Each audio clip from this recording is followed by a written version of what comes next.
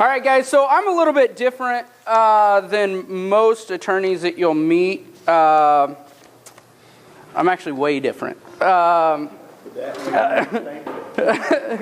thank God. So, as they said, I'm a patent attorney, which the only reason I got into law, I have always known that attorneys are there to take your checkbook and then extract whatever they can out of it.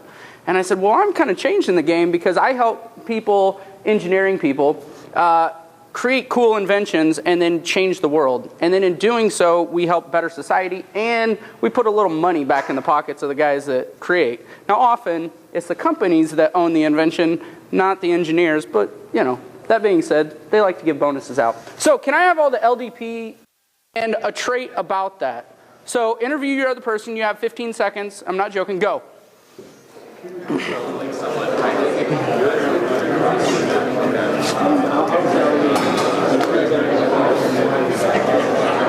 Leadership. Okay, it was himself, and the story he gave is he wants everyone to show up to the shop on time, so when he does this, he goes there on time and then communicates that to everyone else. So, communication is the trait? That's one. What? I need one. What's the trait?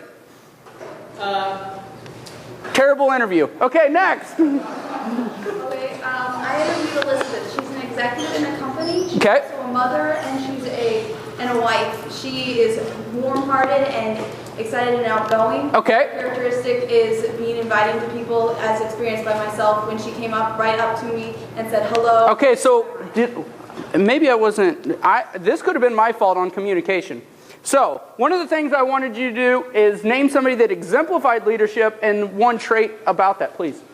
He identified President Ronald Reagan. There we go. So so somebody heard what I was asking. He said because he saw the need, he took the initiative, and he got things done when nobody else did. So what is that trait? It's decisiveness. Decisiveness. So Scott up here is my assistant. Did you know that? You are. Okay. Great. You're going to write decisiveness on there, and that's going to be a tough word. We're going to check out your spelling. We might laugh at you, but that's okay. All right, somebody else. Yes. I interviewed Mr. Samuels. Yes. Samuels. He said the exemplary characteristic of a leader is brutal honesty. Brutal honesty. Brutal honesty. Great. Thank you. Scott, after you are working on decisiveness, brutal honesty is the next one. Yes. I interviewed Wenthe. He said that his dad exemplifies team building. Team building. Okay, great, great. Anybody else? I interviewed Ed Crouch, and he said that his leader was J.R. McGee. Okay. His trait was commitment. I guess you said unwavering commitment. Okay, so integrity, I guess you could call that. So great. Integrity. Are you keeping up? Integrity. What is this? Come on, we need some speed here. We only have 20 minutes before the beer's tapped. Okay, yes. Mike's always been one of my heroes. So yeah. Besides being on the basketball court, but his professionalism, and so he said passion. Passion, great. Okay. Fantastic. So, these are all great comments, and I think that what I'm going to do is kind of put you in a little bit different mindset on what I think leadership is. It's a little bit different than most people may think that it is. You can sit down now. I may need you in a little bit, but we'll see. There's a couple books that I like to follow that I think are really helpful when you try to figure out what's going on in life. One of the books that I read is a New York bestseller. It's called The Bible. It's great because it's got stories from history. No matter what your religion is, it's got poems, acts of war, love interest, sodomy, all that kind of cool stuff that you would find in novels today, but told in a little bit different slant. One of the stories in there is about a dude called David, right? He took on Goliath. Anybody familiar with this story? Exactly. So, there's some confusion on who David was at the time, right? Some said he was a little boy. Some said he was a little bit older. Nobody's really sure because of the accounts of what was going on. So if you're unfamiliar with the story, what was going on, there were two tribes, right? Imagine it was like Heron and Carbondale that were fighting. And they're like, hey, we're better than you, and we're better than you, right? This was Israel and the Philistines. And what they said is, I am going to own you. Let's battle. Whoever wins is going to own the other one. So there's a lot at stake here, right? And so the Philistines, they trotted out this dude. He's called Goliath. Now, the dude was, and they're not sure about this either, somewhere around the range of 9 to 10 feet tall, all right? So at that time, most of the other guys were like 5 foot tall. So 9 foot tall dude says, all right, one-on-one, mano-a-mano. For 40 days, dude showed up, said, hey, whoever beats me gets to own us, right?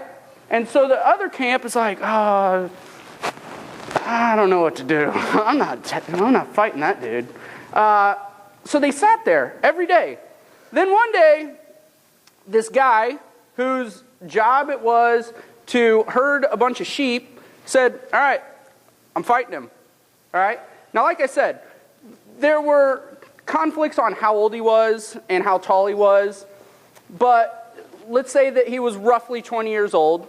And so he goes to the king and says, hey, I'm going to fight old dude.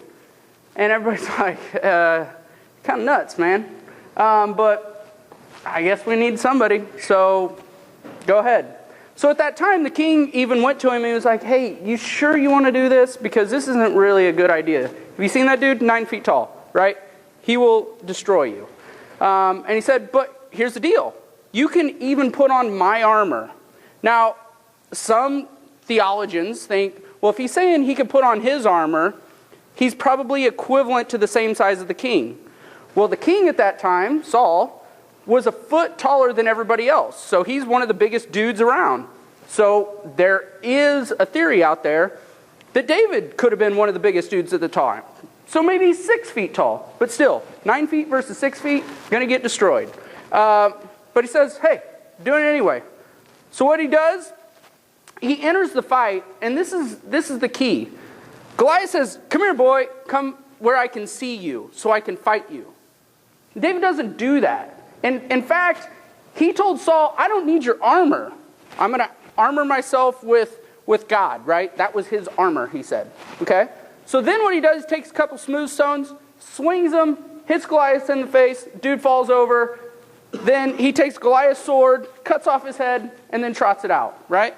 Kind of a cool story. But there are a couple things that we need to think about on what went on there. Why was that important? So we need a volunteer. Volunteer. Okay, thanks. What's your name? Come on, hurry. Beer's going to be tapped soon. All right, so let's talk about the traits that David had in that instance, right? They weren't normal at all. So think about what we talked about. What were some of the traits that he had when he was going into that battle? Courage. Yes. Write these. Please. See, I'm nice too. Courage. What else? Confidence. Creativity. Absolutely. Initiative. Absolutely. Anything else? Skills for slaying. Yes, absolutely. You have to arm yourself. He had to be good at what he did. Faith, problem solving.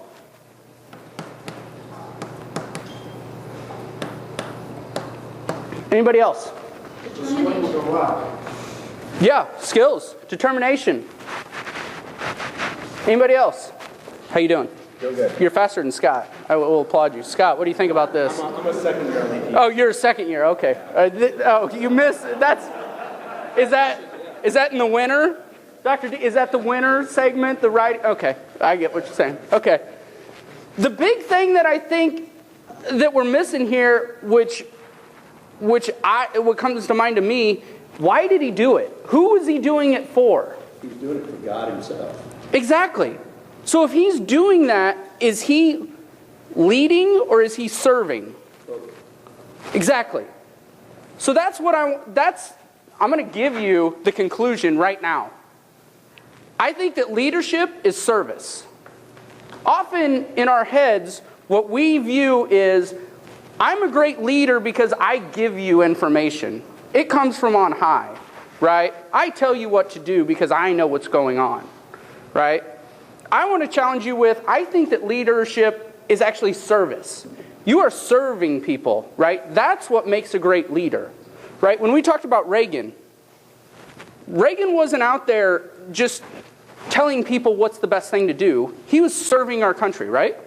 Right? He was serving the taxpayers by trying to implement fiscal policies, right? That's what, when we talk about leadership, you can sit down now. You've done a great job. Can we give him a hand clap? Reagan also talked a lot about the country instead of himself. Absolutely. And I think that when you guys are in your daily life, if you can change that mentality of how you think about you're going about your day, what am I doing out there, not to show I'm a great leader, but to show I'm a great servant, that is probably the best leadership that you're going to show. Okay? And we're going to get into a couple things about that on how that may work. But that's one thing that I want you to kind of, let's plant that seed now, so that when you think about going to your job, going to your family, going to wherever you are, think about being a servant, because the best servant is always the best leader, right? Agree? Okay, I'll take it. So I had my assistant put some notes together, so I don't know if they're going to make sense or not, but we'll see. So let's talk about some of these other things that you said was strong about David that I think are great for us as well. One of the big things that I thought David did, in addition to being a servant, right, is he had supreme confidence. Now, I would call this crazy in my terms now, because anybody that's going to do that, guy's a little nuts and a little bit off his rocker. But at the same time, the guys that are changing the world, right, are a little bit nuts. And so what I also want to implore you to do is that you guys are engineers, most of you, right? And so when you're actually doing and making, you're going to come up with ideas that are a little bit different than everybody else, right? Because once you understand how things work, you can go, well, you know, if I change this widget, maybe we can change the whole concept of all of this, right? Now, if you take that crazy idea that you just came up with and you go to a bunch of peers, 9 times out of 10 they'll be like, well, it's never been done like that before, and if that worked, then somebody else would have done it already, right? And so I want to implore you to be a little bit crazy, right? As a patent attorney, I work with crazy people all the time. Because I hear their ideas. So I used to do a lot of work for Boeing. And I'd get these guys that were working on like moon rockets and how we could bounce things off this satellite and then bounce it off that moon and then, you know, send it back and then we'll have a Pop-Tart at the end. And I'd be like, man, that's stupid, but I guess. But then out of that, when you really focus in on it, then something else comes out of it, right? They always say, oh, all these cool inventions, they came out of the space program, right? You're after one thing, but while you're doing it, you're going to find something else that completely comes out and you go, oh, wow, that's kind of neat. I wasn't expecting that to happen, but let's see what happens. So I think that once you're serving, get a little crazy, okay? People are going to make fun of you. People are going to say weird things about you. But that's what takes that confidence to say, I know what I'm doing, right? I can't worry about what everybody else tells me, okay? In doing this, one of the things you're going to learn is that you're going to fail, right? My big thing is when I run my teams, I say that if you're failing, you're succeeding. And they go, what? How's that? You told me to go do this and I fell flat on my face. I said, yes, you did it. And they go, I don't get what you're saying. So I was working with a high school student who was starting a business. He was an entrepreneur. And he said, hey, you know, I want to team up with the NBA on this thing I'm making and also all universities. So I should do this licensing deal. I said, yes, you should. It'll be the best idea ever. And then he went and he tried it, and I knew exactly where he was going to fail, right? And he went through the process, and then he fell and he ran into the wall in the negotiation process. And he said, this is what happened. I said, yeah, I know. He goes, well, why didn't you tell me that? I said, if I tell you that, you're not going to learn, right? By your failure, you know, now I don't go down that path, right? And you learn something from it. And he goes, yeah, I guess you're right. And so, in doing so, you never know what's going to come out of it. Failure is success. A lot of people like to journal, right? Engineers, you have engineering notebooks all the time, right?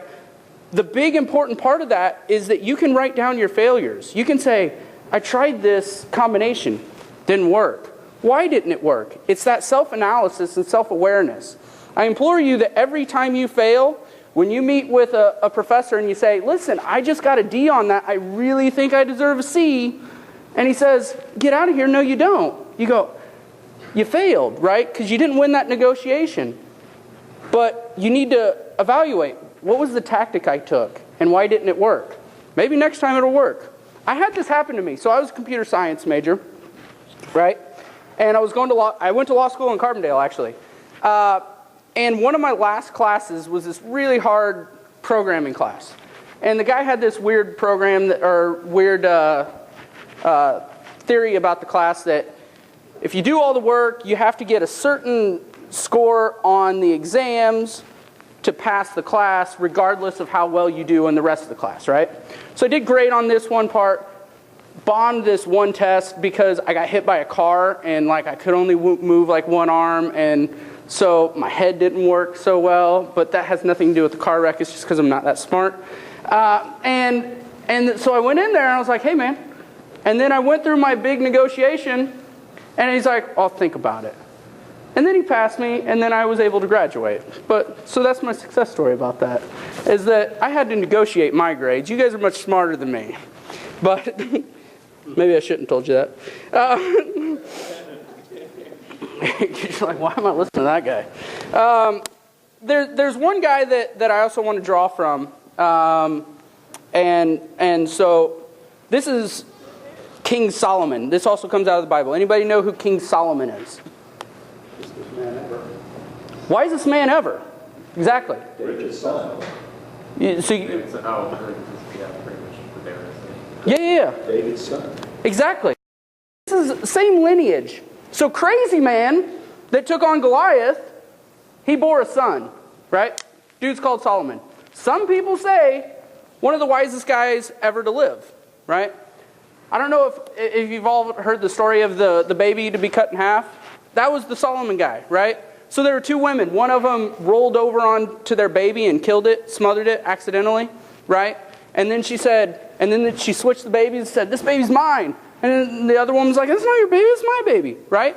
So they went to the king, they're like, hey, that's my baby and that's my baby. And they're like, no, you killed your baby, I didn't kill my baby. And he's the guy that said, okay, deal. Take the dead baby, we'll cut it in half, we'll give it to both of you, right?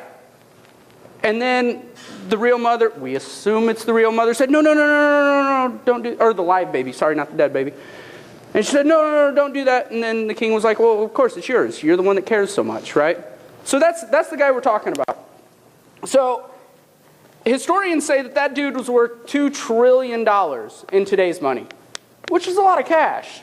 So not only is he super wise and super rich, so that's the type of people that I like to look to say, okay, what should I be doing in life? I think they've made it, right? So if you take like Bill Gates and Steve Jobs, they don't even have this kind of money, right? Warren Buffett, you throw those three together, doesn't even touch this, okay?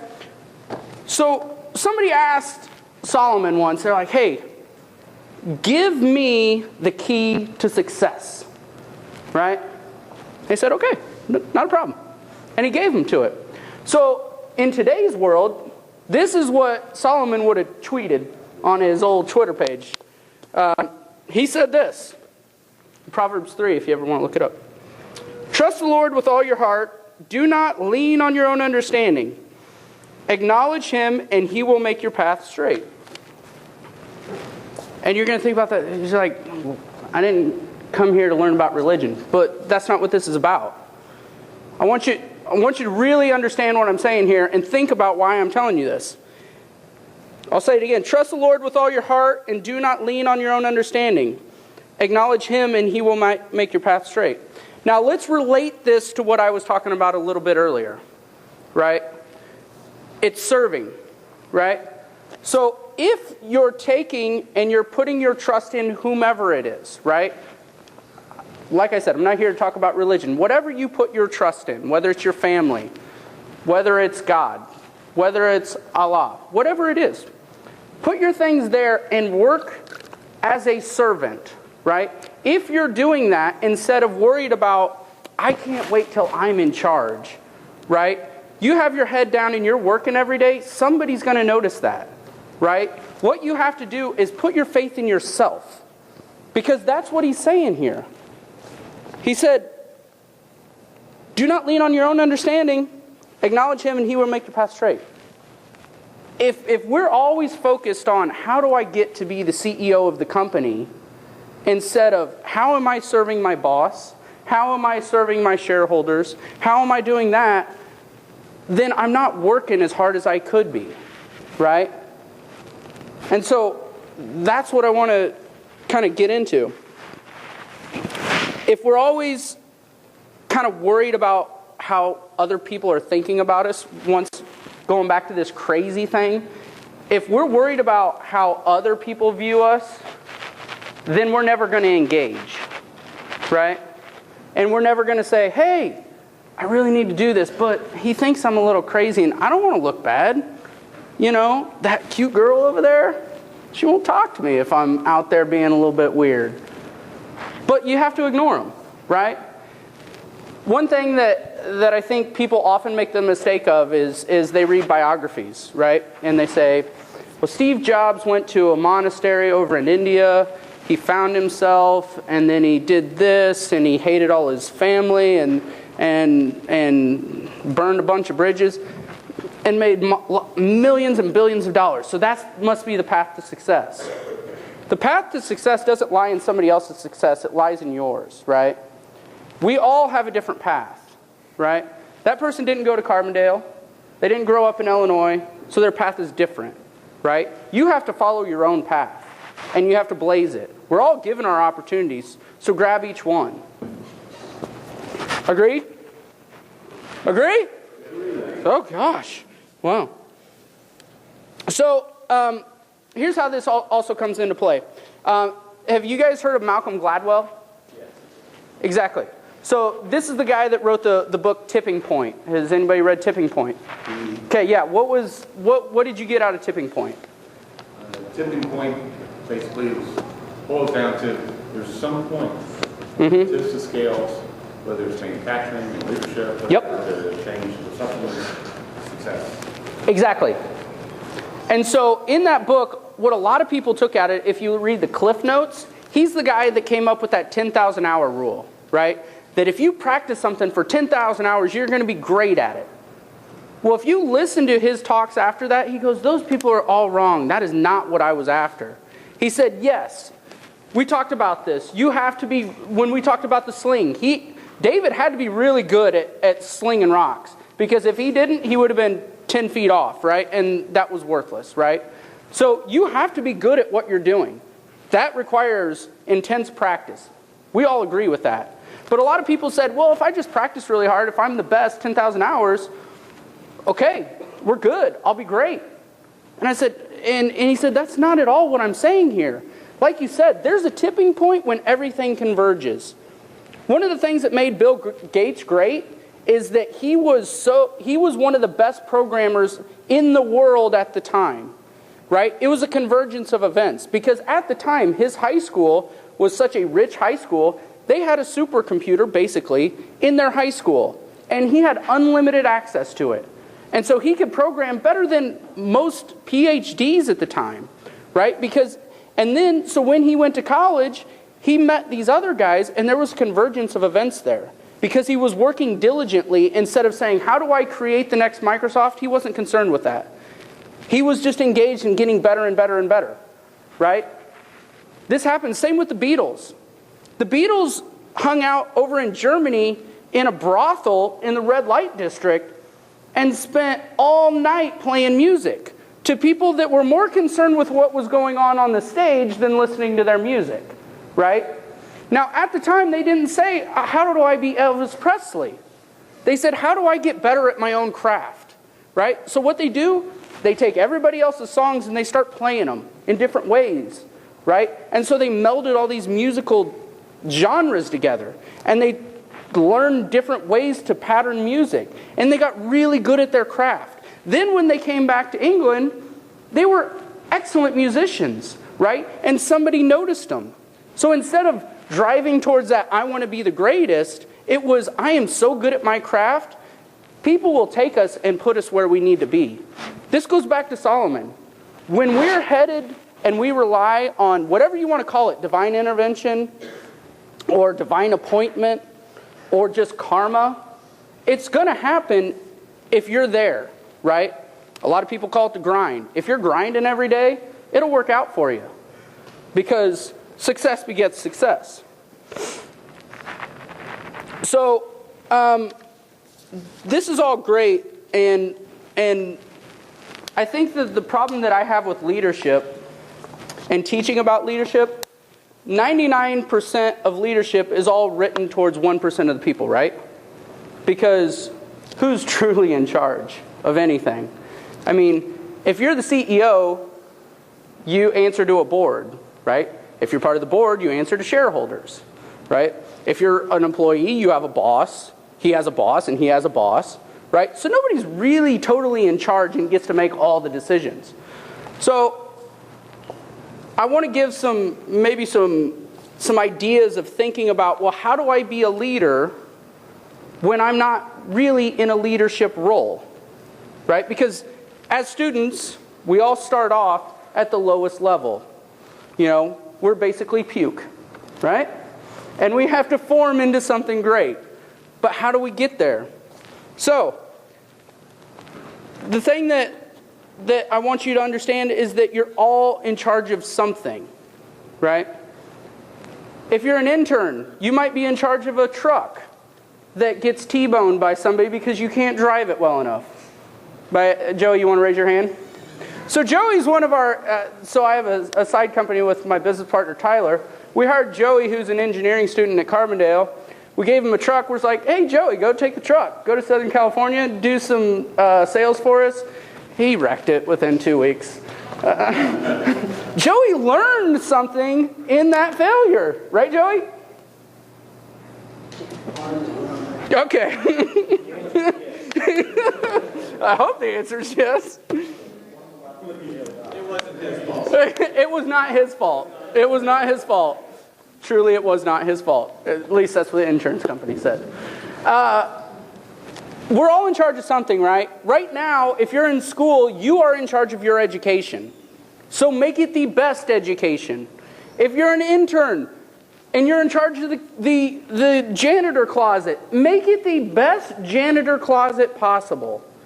Because what happens is that everything you make the best of, somebody will be like, wow, you did a really nice job there. Why don't we give you something else? So one closet becomes one room. And then one room is like, wow, that room doesn't look too bad. You know, you're much better than Frank over there. Why don't we give you a department now? Right? But if I'm worried about trying to get there by being the boss's best friend, it's not going to get there because that's lip service. Right? It's action. It's doing. A great example of this is this guy right here in the black shirt. This is Dean Samuel, if you guys aren't familiar with him. Right? He was in charge of getting a bunch of instruments for high school kids. Right? And he had no access to instruments. And instead of being like, well, guess we're just not going to have a very good program because it's tough to put a band together with 2 flutes and a harmonica. So what he did, he took it upon himself and went to the manufacturer. So flew across the world, met with the guy and said, hey, need some stuff, can you bring them to us? Right? In solving that one problem, then he started working with other people. They're like, oh, you have a problem too? Hey, I can help you out. I got some people. Right? And it became a massive company. And it's a huge success. Right? By trying to make the best of what he had. He wasn't out there to try to solve the world's problems on instruments. No, he was trying to help his one little sector. Try to be the best it could be. by giving them exactly what they needed. So if you're always doing that, if you make the best closet, you're going to get a room. And once you get a room, then you're going to get a bunch of rooms. And then you're going to get a building, right? That's how this works. Success begets success. Agreed? Absolutely. The next thing that I think is super important is bringing positive energy. And a lot of people mistake this because they think positive energy is an outgoing personality. And I don't believe that those two come hand in hand. Some people are more introverted and some people are more extroverted. We all agree with that. There's different personality types. But bringing positive energy has nothing to do with how outgoing you are.